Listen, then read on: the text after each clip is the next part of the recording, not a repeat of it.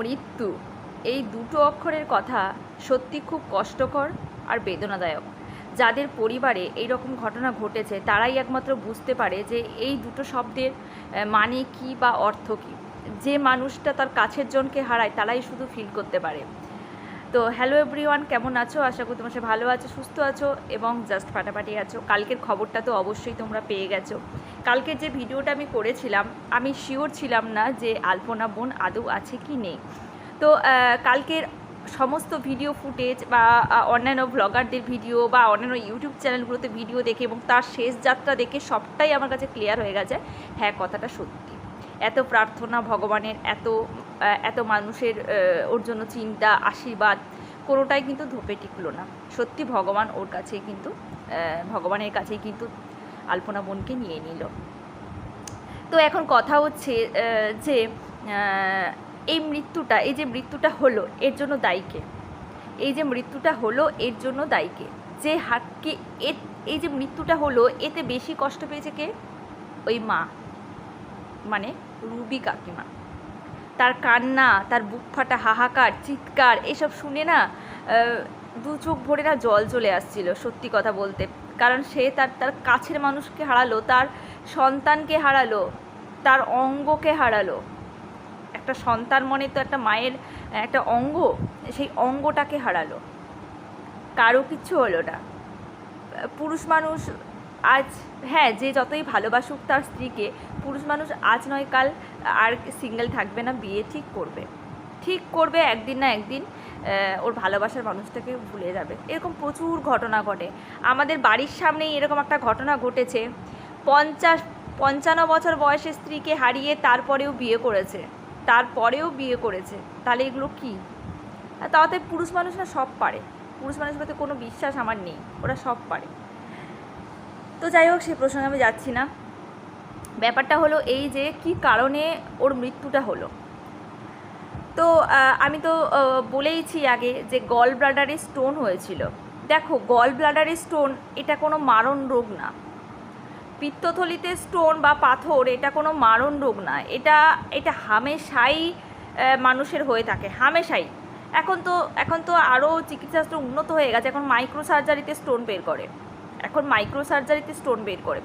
তোমরা একটুখানি, তোমরা যারা ওর ভিউয়ার্স আছো, ওদের চ্যানেলের ভিউয়ার্স আছো, তারা একটুখানি আগের ভিডিওগুলোতে একটু যাবে প্লিজ, দয়া করে গিয়ে একটুখানি তোমরা একটু চেক করবে যে ওদের ভিডিওগুলোতে ভিউজ কত হতো। আর মানে কি বলবো, প্রত্যেকটা মানে যখন ওরা প্রথম চ্যানেলটা স্টার্ট করে তখন প্রচুর পরিমাণে, হ্যাঁ এখন একটু ভিউজটা ডাউন হয়ে গেছে, তখন প্রচুর ভিউজ কামাতো। প্রায় প্রত্যেকটা ভিডিও না মিলিয়ন ভিউজ। আর মিলিয়ন ভিউজ মানে আমরা জানি যে প্রত্যেক পার মিলিয়নে একজন ইউটিউবার কত টাকা পেতে পারে সেই বিষয়ে মানে ধারণা আমরা যারা ইউটিউব করি তাদের কিছু না কিছু আছে। তো করতো। এবার হচ্ছে গিয়ে ওর যে মেন যেটা ধরা, মানে 3 মাস আগের ভিডিওতে আমি গেলাম, আমি বলেইছি আগে যে খুব একটা ভিডিও আমার এখন ওর দেখা হয় না। 3 মাস আগের ভিডিওতে আমি গেলাম, গিয়ে মেয়েটা আর ওর হাজব্যান্ড, মানে আলপনা আর ওর হাজব্যান্ড দুজনে বসে একটা ভিডিও বানিয়েছিল। সেখানে বলেছে যে আলপনা বোন বলেছে ওর শরীরে খুব কষ্ট হচ্ছে। মেইন যেটা ওর প্রবলেম হচ্ছে সেটা হচ্ছে ওর পেটের প্রবলেম, পেটের সমস্যা। সে খেতে পারছে না, যা কিছু খাচ্ছে সঙ্গে সঙ্গে বমি হয়ে যাচ্ছে, ভাতগুলো মনে হচ্ছে ওপর দিয়ে উঠে আসছে। দেখো, এই পিত্তথলিতে স্টোন বা অ্যাপেন্ডিক্স এগুলো হলে না প্রচুর পরিমাণে বমি হয়, আর খুব মানে প্রচুর বাজে অবস্থা হয়ে যায়। অ্যাপেন্ডিক্স আমার হয়েছিল তো আমি জানি। তেমনি স্টোনের ক্ষেত্রেও সেম প্রবলেম হয়, কিছু খাবার খেতে পারে না, সব বদহজম হয়ে যায়। এবার মেয়েটার নাকি পেটের সমস্যা অনেক দিন ধরেই, মানে জন্মর পর থেকেই আছে।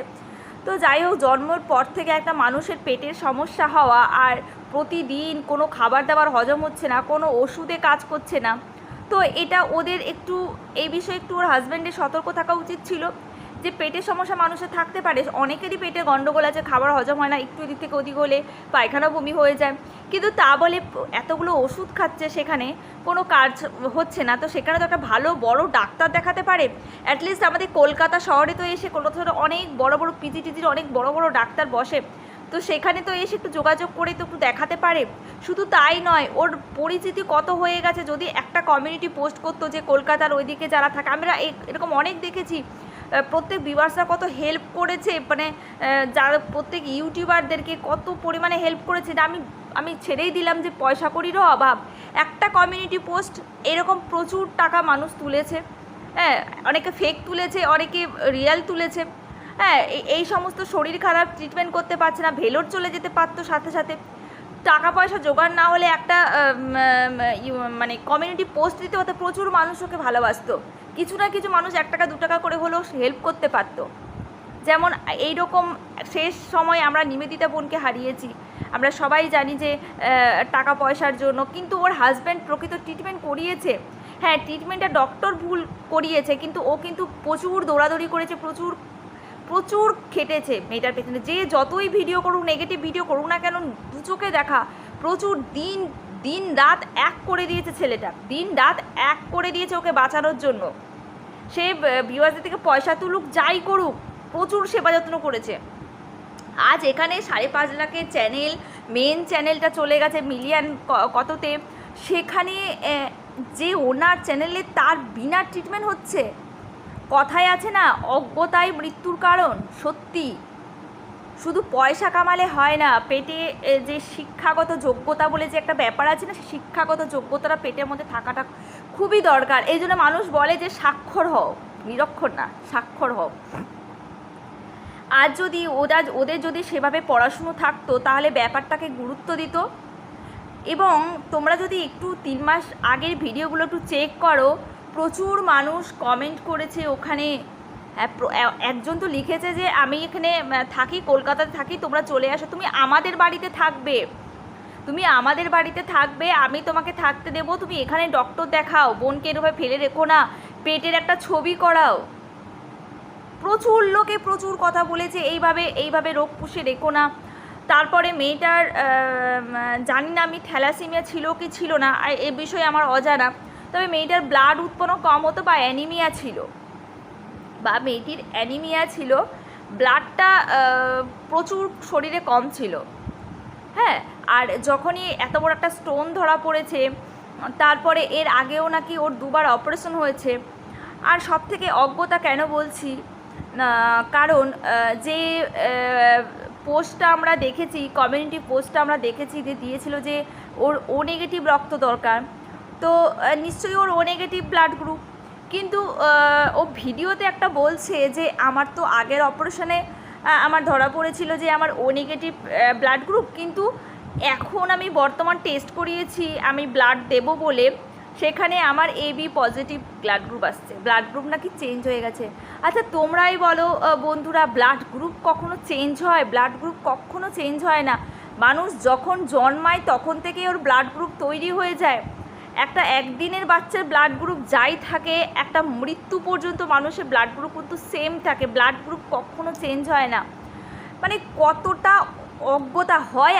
আগের যেখানে ওরা টেস্ট করিয়েছিল সেখানে রিপোর্ট ভুল ছিল, কারণ এরা 4 থেকে 5 জায়গা কি 10 জায়গায় বলেছে ওরা টেস্ট করিয়েছে, AB পজিটিভ রিপোর্ট এসছে, ওই রিপোর্ট চেঞ্জ হয়ে গেছে। লিভারে জন্ডিস ছিল, এবার পিত্তথলিতে স্টোন হলে অনেকের জন্ডিস হয়, হালকা রকমের জন্ডিস হয়, আর জন্ডিসটা ছিল বলেই ও খেতে পারতো না, বমি হয়ে যেত। আর চোখ মুখের কি অবস্থা, হলদেটে হয়ে গেছিলো, চোখ মুখ একেবারে সাদা হয়ে গেছে। মানে আমরা ক্যামেরার এপারে বসে দেখতে পাচ্ছি যে মেয়েটা অসুস্থ, চোখ মুখ ফুলে গেছে। ব্লাড না থাকলে শরীরে চোখ মুখ ফুলে যায়, চোখ টোক এইসব জায়গাগুলো ফুলে যায়, এইসব জায়গাগুলো ফুলে গেছে। প্রত্যেকটা দিন ওর হাজব্যান্ড ওকে কোনো ট্রিটমেন্ট করায়নি, বিনা ট্রিটমেন্টে মেয়েটা পুরো মারা গেছে, বিনা ট্রিটমেন্টে পুরো মেয়েটা মারা গেছে। আজকে বলতে খুব খারাপ লাগছে যে অনেক 3 মাস অনেক টাইম দিয়েছিল, অনেক কলকাতা চলে আসতে পারতো, অনেক ভিউয়ার্সদের কাছে খোঁজ খবর নিয়ে, তোমরা যদি বা নাই কিছু বুঝতে পারো, ভিউয়ার্সদের কাছে খোঁজ খবর নিয়ে তোমরা কিছু একটু ব্যবস্থা করতে পারতে। প্রচুর ইউটিউব চ্যানেল আছে, ওখান মানে গ্রাম থেকে চলে এসে শহরে এসে এখানে এই যে ক্রিয়েশন অফ মৌ, ট্রিটমেন্ট করাবে বলে গ্রাম শহরের সমস্ত মানুষদের খোঁজ খবর নিয়ে ফ্ল্যাট বুকিং করে চলে গেল। তোমরাও করতে পারতে, হ্যাঁ তোমাদের ওখানে পরিষেবা ভালো নেই, আমি সব কিছুই জানি, প্রত্যন্ত গ্রামে থাকো, কিন্তু কলকাতার মানুষগুলোর সঙ্গে যোগাযোগ করে তো কিছু একটু ব্যবস্থা করতে পারতে, তোমরা অনেক কিছুই করতে পারতে। মেয়েটা দিনের পর দিন ওকে টেনে হিসেবে লাইভে নিয়ে আসতে। মেয়েটা যখন কথা বলতো লাস্ট যে 3 মাসের ভিডিওটা দেখেছি, বুকের এখানে ওর ব্যথা হতো নিশ্চয়ই, ও হাত দিয়ে না এরকম করে চেপে রাখছে, মানে বদহজম বা কিছু হলে না ও বুকের এখানে গ্যাস অম্বল হয়ে গেলে বুকে ব্যথা হয়, ওর কষ্ট হচ্ছে রীতিমতো কথা বলতে, শ্বাসকষ্ট হচ্ছে। ওর হাজব্যান্ড বলছে যে তুমি বলো তোমাকে এবার তুমি বলো, মানে মেয়েটাকে একদণ্ড দেয়নি। হ্যাঁ মেয়েটাকে বারবার বলছি তো চলো ঘুরতে নিয়ে যাই, ওয়াটার পার্কে নিয়ে যাই। আরে যার শরীরই ভালো না সেই ওয়াটার পার্কে গিয়ে কী করবো? মেয়েটা বারে বলছে আমি একটু সুস্থ হই, ভালোভাবে ভালো মন নিয়ে আমি ঘুরবো, আমি তো এখন অসুস্থ, আমি পারছি না যেতে। ওর বিছানা থেকে 3 মাস ও বিছানা সজ্জা, ও ভিডিও দিচ্ছে না ঠিকঠাক করে, তাকে না নিয়ে গিয়ে পুরো এখানে ফেলে রেখেছে, হোমিওপ্যাথি ট্রিটমেন্টের মাধ্যমে ফেলে রেখেছে। পরে আবার গুরুজি না কে আছে সে সাজেশান দিলে তাকে ভেলোর নিয়ে যেত, টিকিট হতো, সেই ডাক্তার চলে গেছে কোথায় বিদেশে। মানে কি নেগলিজেন্সি, কি অশিক্ষা, কি অজ্ঞতা, মানে বলে বোঝানো যাবে না, এতটাই অজ্ঞতা, এতটাই অজ্ঞ।